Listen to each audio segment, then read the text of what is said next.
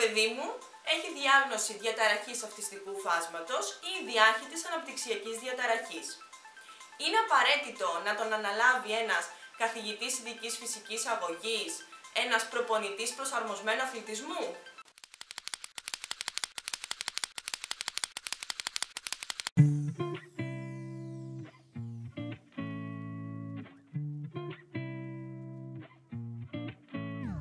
Η απάντηση φυσικά είναι ναι. Είναι απαραίτητο να βρεις έναν άνθρωπο που να έχει αυτές ακριβώς τις γνώσεις, να έχει σπουδάσει αυτό το αντικείμενο και να έχει εξειδικευτεί στην άσκηση προς άτομα με αναπηρία. Γιατί όμως πρέπει να συμβαίνει αυτό? Η πρώτη απάντηση που δίνω στους γονείς όταν μου στέλνουν αυτό το ερώτημα σε μήνυμα, και κυρίως είναι γονείς μικρών παιδιών που τώρα θέλουν να τα εντάξουν σε κάποιο αθλητικό πρόγραμμα και στην περιοχή τους δεν μπορούν να βρουν έναν καθηγητή ειδικής φυσικής αγωγής, έναν προπονητή προσαρμοσμένου αθλητισμού, το πρώτο πράγμα που τους λέω είναι ότι ένας εξειδικευμένος γυμναστής έχει έναν συνδυασμό γνώσεων. Αφενός, τις γνώσεις που σχετίζονται με τη φυσική κατάσταση και την υγεία, με τις κινητικές δεξιότητες που πρέπει να προωθούνται σε κάθε στάδιο ανάπτυξης του ατόμου και αφετέρου, τις γνώσεις που σχετίζονται με τον αυτισμό. Κάποια βασικά δηλαδή χαρακτηριστικά, τα οποία συνήθως εμφανίζουν τα αυτιστικά άτομα, παιδιά ή ενήλικες, αλλά και τους τρόπους με τους οποίους μπορούμε να προωθήσουμε την άσκηση προς εκείνους με έναν πιο ωφέλιμο τρόπο, με έναν πιο κατάλληλο τρόπο. Όπως για παράδειγμα τα οπτικοποιημένα προγράμματα που αναλύσαμε στο προηγούμενο βίντεο. Έτσι λοιπόν αυτός ο συνδυασμός γνώσεων είναι αυτός που θα φέρει την επιτυχία. Γιατί ένας απλός γυμναστής μπορεί να έχει τις γνώσεις να προωθήσει την βελτίωση της φυσικής κατάστασης, την κινητική ανάπτυξη του ατόμου. Ναι, και πρέπει να το γνωρίζει. Όταν όμως δεν ξέρει πώς μπορεί να το κάνει αυτό, τον καταλληλότερο τρόπο που μπορεί να το κάνει, τότε τα ποσοστά επιτυχίας πέφτουν πάρα πολύ.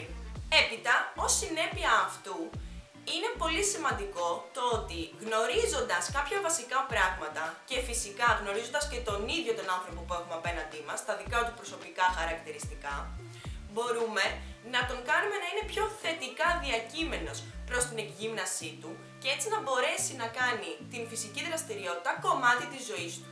Να έχει δηλαδή μια θετική εμπειρία προς τον αθλητισμό. Γιατί, παράδειγμα, όταν ένα παιδί μπει σε ένα σύλλογο 5-6 χρονών και έχει διάγνωση ΔΑΒ με οποιοδήποτε χαρακτηριστικά και μπει στον σύλλογο όπου είναι ένας γυμναστής συνήθως κλασικού αθλητισμού που διδάσκει στίβο και δεν ξέρει πώς να τον ενσωματώσει στην ομάδα, πώς να του προωθήσει τις δραστηριότητες που έχει βάλει για όλη την υπόλοιπη ομάδα, τότε το παιδί είναι πάρα πολύ πιθανό να αντιδράσει, να μην δείξει ενδιαφέρον προς αυτό που του διδάσκεται, να διασπά την προσοχή του και να μην μπορεί να εστιάσει στο τι πρέπει να μάθει και τι πρέπει να κάνει και όλα αυτά να του προκαλέσουν την αρνητική διάθεση, να δημιουργήσει δηλαδή στο μυαλό του μια αρνητική εικόνα για τον αθλητισμό.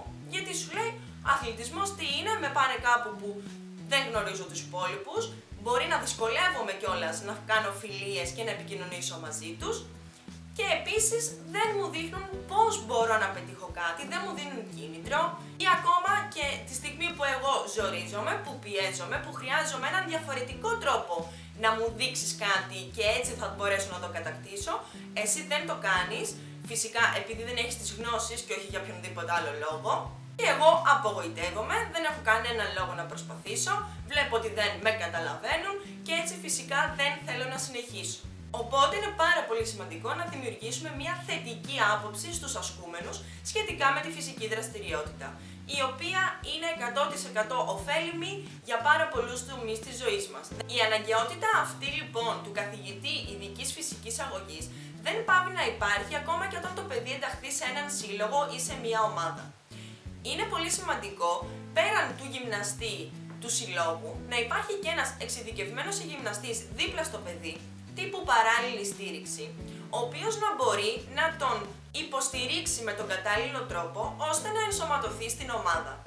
Έπειτα από αυτό υπάρχει και το ερώτημα ότι το παιδί μου φαίνεται ότι μπορεί να ανταποκριθεί, είναι καλό στην επικοινωνία, είναι ας πούμε λίγο πιο εξωστρεφής ή δεν ξέρω κι εγώ, γενικά έχει καλές δεξιότητες κοινωνικές, επικοινωνίας, κινητικές. Τότε δεν μπορεί να πάει σε έναν απλό σύλλογο. Εκεί είναι που πρέπει να βάλουμε κάτω τα δεδομένα μας, να δούμε τις συνθήκες, τι έχουμε και τι δεν έχουμε και να αποφασίσουμε. Σαν μια πρώτη απάντηση θα δώσω ότι πάντοτε πρέπει να ξεκινήσουμε με τον καθηγητή ειδικής φυσικής αγωγής. Φυσικά στόχος μας είναι να ενταχθεί στην ομάδα, γιατί και αυτό έχει τα δικά του ωφέλη. Ωστόσο, αυτό για να γίνει, είτε θα γίνει από τον καθηγητή ειδικής φυσικής αγωγής, με πολλούς ασκούμενους, με γκρουπάκια 2, 3, 5 ατόμων, είτε αφού ενταχθεί σε έναν σύλλογο, αφού γνωρίσει τον γυμναστή του, τον προπονητή του, το παιδί, και αφού γνωρίσει και τα υπόλοιπα μέλη της ομάδας, τότε ίσως να μπορέσει σταδιακά να απομακρυνθεί ο καθηγητής ειδικής φυσικής αγωγής. Αλλά αυτό δεν μπορεί να είναι το πρώτο μας βήμα. Υπάρχουν ενήλικες οι οποίοι όντως είναι ημιαυτόνομοι, έχουν πολύ καλές δεξιότητες και πάλι για να τους κεντρήσει τον ενδιαφέρον, για να πάρουν όσο πιο πολλά ωφέλη μπορούν από αυτή τους τη συμμετοχή, χρειάζονται γυμναστές εξειδικευμένους.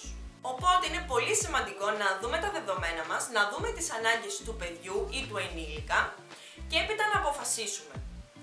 Μία καλή αρχή είναι το παιδί να ξεκινήσει με μία ατομική προπόνηση, έπειτα όταν κατακτήσει κάποιες βασικές δεξιότητες ή τις βελτιώσει ή γενικά αναπτυχθεί ο στόχος ο οποίος έχει θέσει ο προπονητής του για εκείνον, να μπει έπειτα σε μία μικρή ομαδούλα 2-3 ατόμων, σταδιακά να μπει σε κάποια μεγαλύτερη ομάδα με νευροτυπικά ή αυτιστικά άτομα, δεν έχει σημασία, και έπειτα μπορούμε να δούμε αν όντως μπορεί να σταθεί μόνο του και όχι αν μπορεί να σταθεί, το αν μπορεί, σε πολλές περιπτώσεις μπορούμε να πούμε ότι μπορεί. Το θέμα είναι αυτό να τον ωφελεί. Γιατί το να λέμε εμείς, α, τι τέλεια, πήγε σε έναν σύλλογο, πήγαινε σε ένα γυμναστήριο, πήγε τέλος πάντων να κάνει την προπόνησή του στο στάδιο μόνος του, τι ωραία, είναι ανεξάρτητος, ναι, καταλαβαίνω απόλυτα αυτή τη χαρά σας, αλλά αν δεν ωφελείται στο 100% από τους τομείς φυσικής κατάστασης, υγείας κτλ. Αν δεν το απολαμβάνει στο 100%, και αν έστω και για λίγο ζορίζεται, δυσκολεύεται και δεν ξέρει πώς να διαχειριστεί κάποιες καταστάσεις ή κάποιες δραστηριότητες ή κάποια ένταση, κάποια ανταγωνιστικότητα που ίσως να υπάρξει, τότε δεν είναι η σωστή επιλογή. Καλύτερα να υπάρχει δίπλα του ένας άνθρωπος με τις κατάλληλες γνώσεις, ώστε να μπορούμε να τον ωφελήσουμε πολύπλευρα. Και όπως ξαναείπα, είναι πολύ βασικό να δημιουργήσουμε μια θετική εικόνα για τον αθλητισμό. Γιατί μόνο θετικά έχει να μας δώσει η συμμετοχή μας σε φυσικές δραστηριότητες.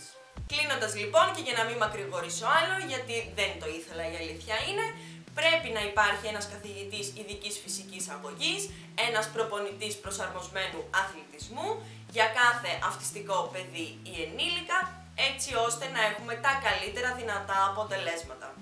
Σας ευχαριστώ πολύ και πάλι που με παρακολουθήσατε. Περιμένω και άλλες ερωτήσεις, έχω ήδη λάβει κάποιες ερωτήσεις και σκέφτομαι να τις κάνω και αυτές βίντεο, έτσι ώστε να μπορεί περισσότερος κόσμος να λάβει κάποιες απαντήσεις και τις απόψεις μου σχετικά με αυτά τα θέματα. Πάντοτε θα σας απαντάω. Ό,τι θέλετε μπορείτε να μου στείλετε είτε στο Facebook είτε στο Instagram, στις επαγγελματικές μου σελίδες που θα βρίσκονται από κάτω με link, είτε να μου γράψετε το δικό σας σχόλιο κάτω από το βίντεο. Θα τα πούμε λοιπόν σε ένα νέο βίντεο, λύνοντας ίσως και νέες απορίες. Γεια σας!